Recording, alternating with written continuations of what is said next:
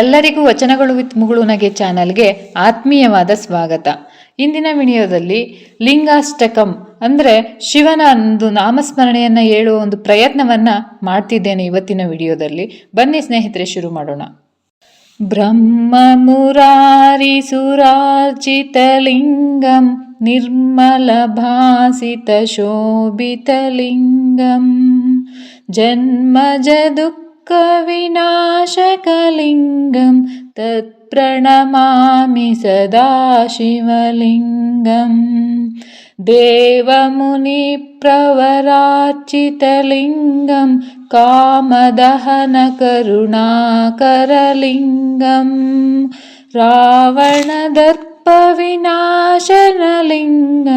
ತತ್ಪ್ರಣಮಾಮಿ ಸದಾ ಶಿವಲಿಂಗಂ सर्वसुगन्धसुलेपितलिङ्गं बुद्धिविवर्धनकारणलिङ्गं सिद्धसुरासुरवन्दितलिङ्गं तत्प्रणमामि सदा शिवलिङ्गं कनकमहामणिभूषितलिङ्गं पणिपतिवेष्टितशोभितलिङ्गं दक्षसुयज्ञविनाशनलिङ्गं तत्प्रणमामि सदा शिवलिङ्गं कुङ्कुमचन्दनलेपितलिङ्गं पङ्कजहारसुशोभितलिङ्गं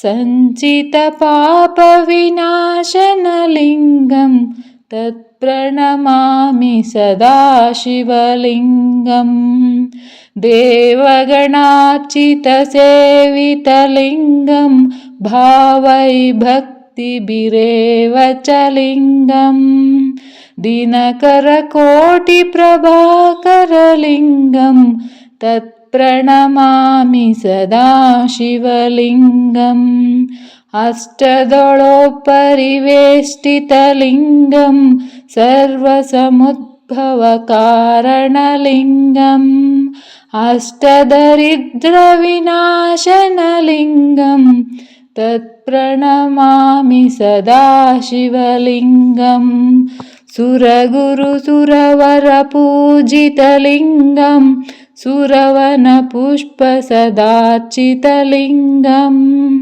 परं परमात्मकलिङ्गं